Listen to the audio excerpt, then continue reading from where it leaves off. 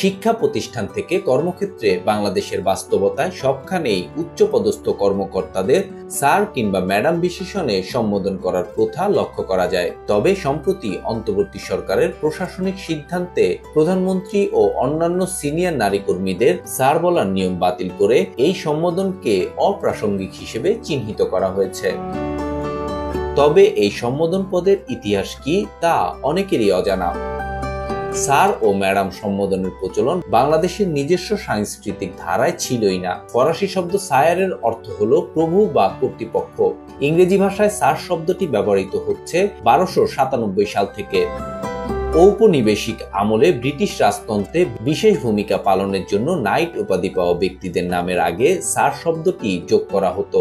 শব্দটি সম্মানসূচক হলেও সে সময় কর্তৃত্ব, প্রভুত্ব ও আনুগত্য বোঝানোর চিহ্ন হিসেবে ব্যবহার করা হতো। ফ্রান্সের সামন্ত যুগে স্যার শব্দ দ্বারা বোঝানো হতো স্লেভ আই রিমেইন, অর্থাৎ আমি দাসী থেকে গেলাম।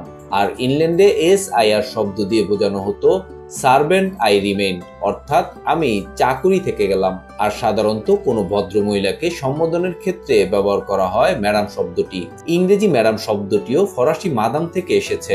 17 শতকে উপমহাদেশে ব্রিটিশ ঔপনিবেশিক শুরু হলে স্যার ম্যাডাম শব্দের প্রচলন শুরু হয়। মূলত ব্রিটিশ প্রশাসনের শ্বেতাঙ্গ কর্মকর্তাদের প্রতি স্থানীয় জনগণের আনুগত্য প্রকাশের উপায় হিসেবে স্যার বা ম্যাডাম সম্বোধন চালু হয়। তবে ইংরেজরা উচ্চ বর্ণের বাঙালিদের বাবু বলেই সম্বোধন করতেন। এই সম্বোধন এখন শুধু শ্রদ্ধার প্রতীক নয়, বরং কর্মক্ষেত্রে নিজের অবস্থান নিশ্চিত করার জন্য ব্যবহৃত হতে হয়ে ওঠে এক ধরনের কৌশলগত ভাষা, যা সামাজিক স্বীকৃতির সীমা ছাড়িয়ে ক্ষমতা ও কর্তৃত্বের প্রতীক হয়ে দাঁড়িয়েছে। তবে 35 বছর আগে 1990 সালেও বাংলাদেশে সরকারি চাকরিজীবীদের স্যার বা ম্যাডাম হিসেবে সম্বোধন করা বাতিল হয়েছিল।